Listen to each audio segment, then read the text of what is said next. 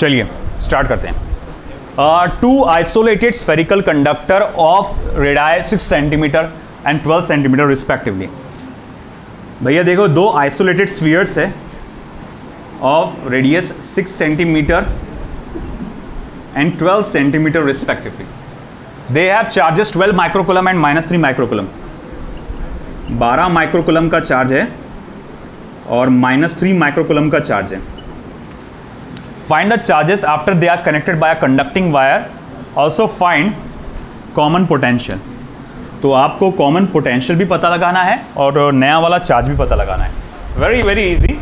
अगर मैं Q1 निकालना चाहता हूँ, सॉरी Q1 डैश निकालना चाहता हूँ, आप जानते हैं R1 Q1 प्लस Q2, यानी Q बोले टोटल Q बोले तो Q1 plus Q2 upon R1 plus R2।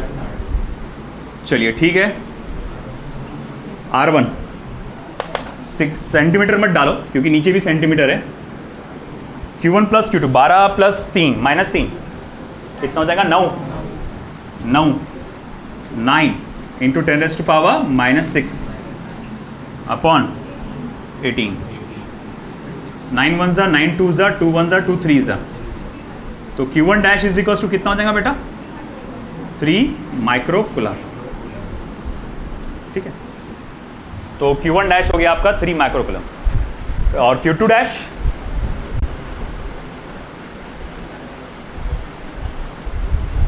है ना। हाँ, टोटल में से भी माइनस कर सकते हैं आप टोटल चार्ज क्या होगा? टोटल चार्ज कितना होगा? 12 में से 3 गया 9 है ना। 9 में से 3 माइक्रोकुलम कितने हैं Q1 डैश के? तो Q2 डैश कितना हो जाएगा? टोटल चार्ज में से माइनस करो नया वाला चार्ज, तो 9 माइक्रोकुलम में से गया 3 माइक्रोकुलम, तो वंस अगेन क्या हो जाएगा? 6 माइक्रोकुलम।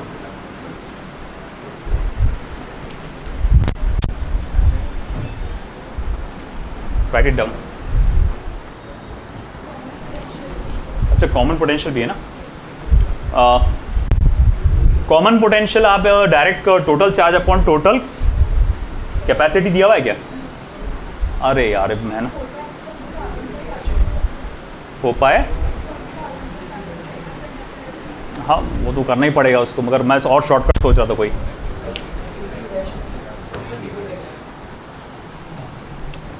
अपने को C1 और C2 निकालना पड़ेगा पहले। देखो C1 होता है 4πε0 R1 और C2 होता है 4πε0 R2। हमारे पास कॉमन पोटेंशियल का फॉर्मूला आएगा Q1 प्लस Q2 या Q1 dash plus Q2 dash upon C1 plus C2। अब देखो बेटा क्या है, Q1 dash plus Q2 dash यानी टोटल चार्ज 3 और 6 क्या हो जाता है? 9। तो 9 microcoulomb, 9 into 10⁻⁻⁶ coulomb. C1 plus C2 यानी कि 4πε0 मैंने कॉमन निकाला है ना, R1 plus R2। 9 into 10⁻⁻⁶, 4πε0 R1 plus R2 कितना हो जाएगा? 6 प्लस 12 18 सेंटीमीटर ना, 18 10⁻⁻² मीटर सेंटीमीटर का। 9 1 ज़ा 9 2 ज़ा 1 अपॉन 4πε0 क्या होता है? 9 9 इंटू 10⁻⁹ 10⁻⁻⁶ 2 इंटू 10⁻⁻²। 9/2 क्या हो जाएगा? 4.5। 9 में से गया 6, बचे कितने? 3 में 2 ऐड हो गए तो 10⁵ volt.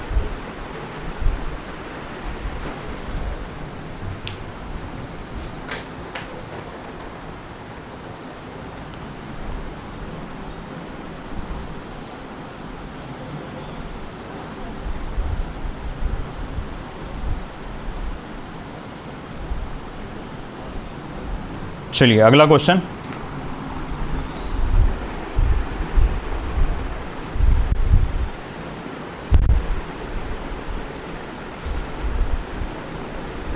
"27 drops of same size 27 drops of same size are charged at 220 volt each. Full stop. They combine to form a bigger drop. Full stop. Calculate the potential of bigger drop.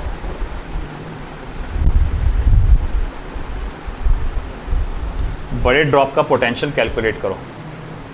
1980, 660, 1320 और 1520 volt volt volt. बोलिए. Which one? First 1980. Correct.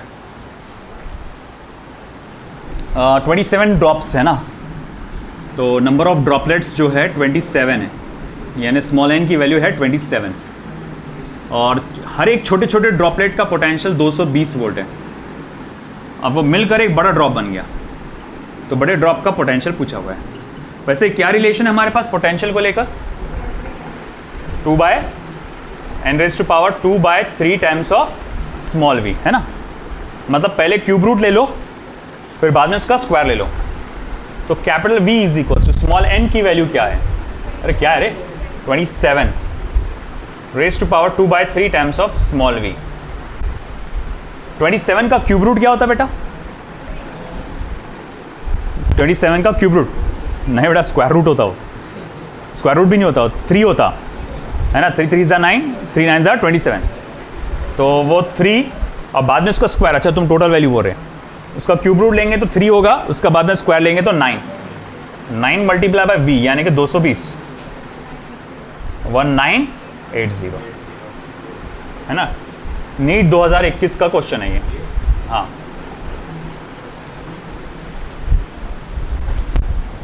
Easy question था.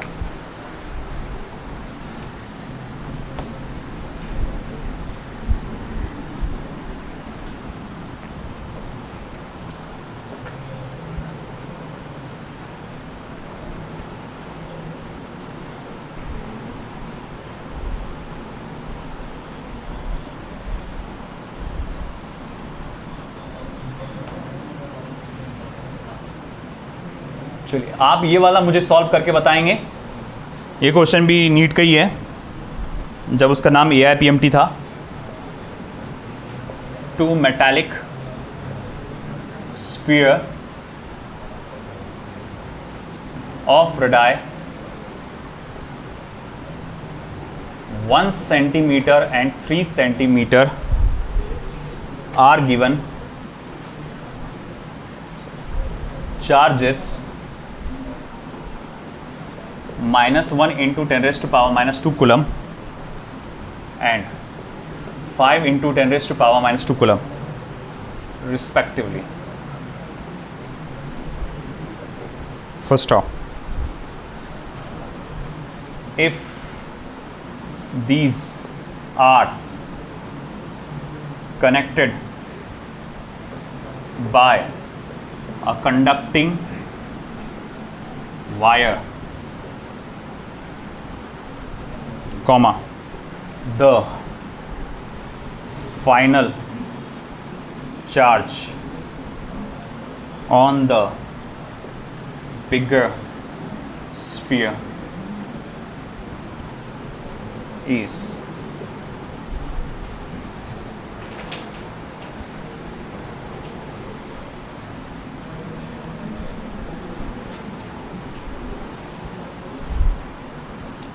first option 2 × 10⁻² coulomb, second option 3 × 10⁻² coulomb, 4 × 10⁻² coulomb, 1 × 10⁻² coulomb.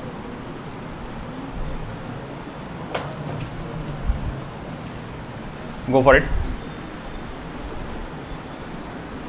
Charge calculate करना easy है आपके लिए.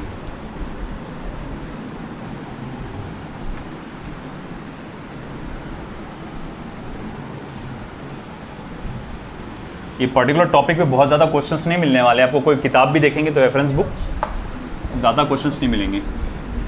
क्या रहा second, देखते हैं, sorry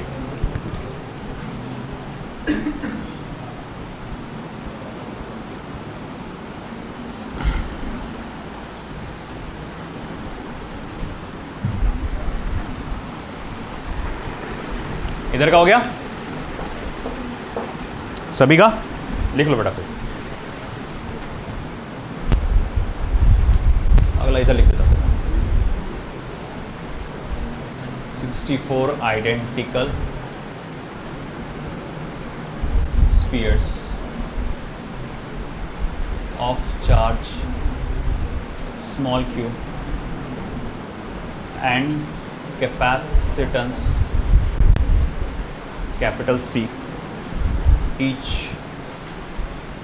are combined to form a large sphere. First off, the charge and capacitance of the large sphere is, first option 64q comma c, second option 16q comma 4c, third option 64q comma 4c, last option 16q comma 64c. Okay go for आया क्या answer? कौन सा वाला sphere बड़ा है? Of course 3 centimetre वाला, यानी कि मुझे सेकंड स्फीयर पे चार्ज पता लगाना है, तो इन दैट केस मुझे ये वाला फॉर्मूला इस्तेमाल करना पड़ेगा, Q2 dash is equals to R2 Q1 plus Q2 upon R1 plus R2। Okay R1 plus R2 means R2 कितना है 3 सेंटीमीटर, तो 3 1 प्लस 3 Q1 प्लस Q2 मतलब 5 प्लस माइनस 1 यानी कि 4 इंटू 10⁻⁻²। 1 प्लस 3 कितना होता है बेटा 4, ये 4 और ये 4 हो जाएगा कैंसिल, 3 इंटू 10⁻², प्लस, ठीक है। AIPMT 2012 2 बार आ चुका नीट में क्वेश्चन इसके ऊपर, एक ये और एक ये। हाँ इसका क्या आया? C option. देखो चार्जेस का तो टेंशन नहीं, चार्जेस तो वो डायरेक्ट NQ रहते हैं इस मामले में। ये टोटल चार्ज रहेगा जो n इंटू स्मॉल q रहेगा, तो यहाँ पर 64 आइडेंटिकल ड्रॉपलेट्स थे, तो 64 टाइम्स ऑफ स्मॉल q रहेगा। तो अब अगर ऐसा देखा जाए तो यहाँ ये दोनों में से कोई एक हो सकता है। अब रही बात कैपेसिटेंस की, तो कैपेसिटेंस कैलकुलेट करने के लिए फॉर्मूला है हमारे पास n⁻⁴ times of small c, isn't it? तो हमारे पास cube root of 64 into small c, 4 into c।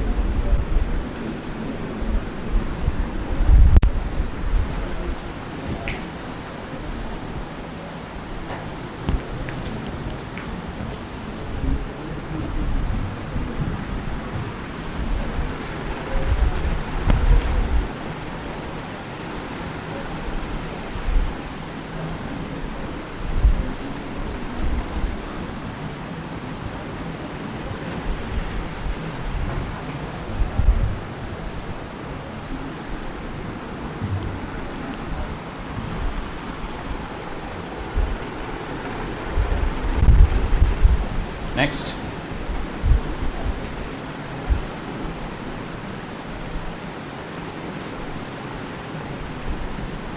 a conducting sphere of radius twice r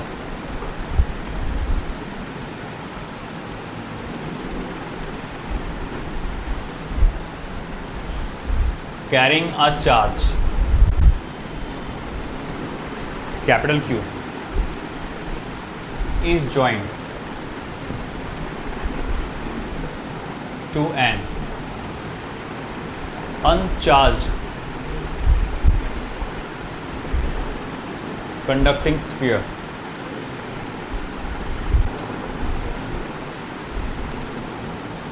of radius capital R. First of all, find the charge flown through connecting wires.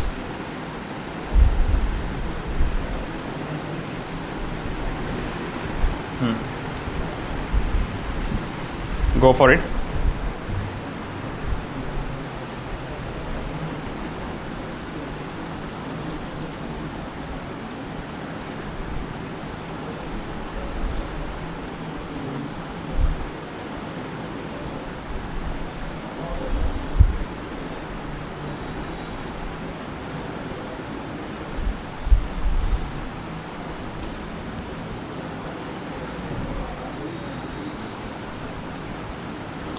मुझे इसको option में देना पड़ेगा आपको, नहीं तो फिर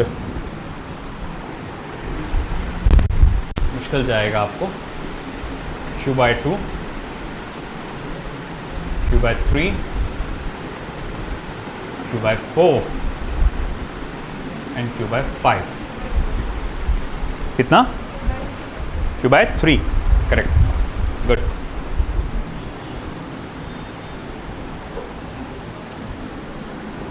An identical sphere of radius twice r carrying a charge q is joined to an uncharged conducting sphere of radius capital R. Find the charge flown through the connecting wires. अच्छा देखो, एक बात क्या दिया, दो स्फीयर है. पहला वाला जो स्फीयर है of radius twice R and charge two q, तो मैं पहला वाला स्फीयर लूंगा जिसका रेडियस ट्वाइस आर है और कुल मिला के उस पे जो चार्जेस है वो है कैपिटल Q. ओके, इसे जोड़ा गया है एक दूसरे स्फीयर के साथ जिसका रेडियस स्मॉल r है और फिलहाल शुरू में इस पे कोई चार्ज नहीं है ना. पिछली क्लास में ही मैं आपको बताया था कि इस टाइप के टॉपिक अपन पहले भी कर चुके हैं, बट एकदम पहले वाला जो स्टार्टिंग में जब हम लोग ने किए थे वो दोनों स्फीयर्स आइडेंटिकल हुआ करते थे, तो चार्जेस का फ्लो इक्वल हुआ करता था, आधा आधा, है ना. अगर यहाँ Q है तो Q/2 उधर चला जाएगा. मगर ये स्फीयर्स आइडेंटिकली है क्या साइज में? नहीं, they have some certain different size. तो अब यहाँ पर आइडेंटिकल फ्लो नहीं हो पाएगा, तो कैसे निकालेंगे? बहुत आसान है बेटा, बहुत आसान है. आप क्या करो, सिंपली अगर मैं कहूँगा शुरू में चार्ज कितना था, आप कहेंगे कैपिटल Q. कनेक्ट करने के बाद कितना चार्ज है वो पता लगा लो, मतलब Q1 डैश ही पता, वैल्यू पता लगाओ. Q1 dash is equal to क्या रहेगा बेटा? R1 into Q1 plus Q2 upon R1 plus R2. Okay, that's correct. Q1 dash R1 क्या है बेटा इसका? 2R है ना. Q1 प्लस Q2, Q1 की वैल्यू क्या है बेटा? Q प्लस 0 है ना. अब R1 equals to again 2R plus R, that means how much? 3R. R हुआ कैंसिल, यानी ये क्या हो गया? 2Q/3. अरे भैया ये हुआ कि अब जो नया चार्ज है बड़े वाले स्फीयर पे अब कितना है? 2Q/3. पहले कितना हुआ करता था? Q. अरे भैया पहले कितना चार्ज था? Capital Q. पहले कितना चार्ज था? कैपिटल Q, है ना. ये पूरी तरह से चार्ज था और ये पूरी तरह से अनचार्ज था. आपने इसको कनेक्ट किए, हाजी किए, कुछ चार्ज बहकर इधर चला गया, हाजी चला गया. तो अब मैं ये जानना चाहता हूँ, जैसे ही कनेक्ट किया अब इस पर नया वाला चार्ज कितना होगा, Q1 डैश कितना होगा. तो कैसे पता लगाएंगे? किसी भी बॉडी पे नया चार्ज पता लगाने का फॉर्मूला ये है हमारे पास, Q1 dash is equal to R1 Q1 plus Q2 upon R1 plus R2. Isn't it? R1 की वैल्यू क्या है? Twice R. Q1 plus Q2, Q1 कितना था? Capital Q. और शुरू में ये चार्ज था क्या? इसका चार्ज 0 था ना, तो कैपिटल Q प्लस 0. R1 मतलब ट्वाइस R, R2 मतलब R, तो ट्वाइस R प्लस R यानी कि 3R. R हुआ कैंसर, 2/3 Q प्लस 0 यानी कि Q, 2Q/3. हाँ अभी रुको ज़रा सबर करो, आप बोलेंगे सर ऑप्शन में तो आई नहीं. ये है कि कितना चार्ज अब इसके पास बचा है कनेक्ट करने के बाद. पिछले वाले हम वैल्यू जो उसके पास पहले था उसमें से ये वाली वैल्यू को क्या करो? माइनस कर दो. तो चार्जेस फ्लोन है ना, कितना फ्लो हो गया? वो पता लगाने के लिए Q1 में से Q1 डैश को माइनस करो, तो Q minus two Q upon 3, जिसकी वैल्यू आ जाएगी Q/3, यानी कि सेकंड ऑप्शन है ना। हमजा सेठ पानी पिला दो। क्या? हाँ Q2 डैश भी निकाल सकते थे। अमजद कहाँ गया था?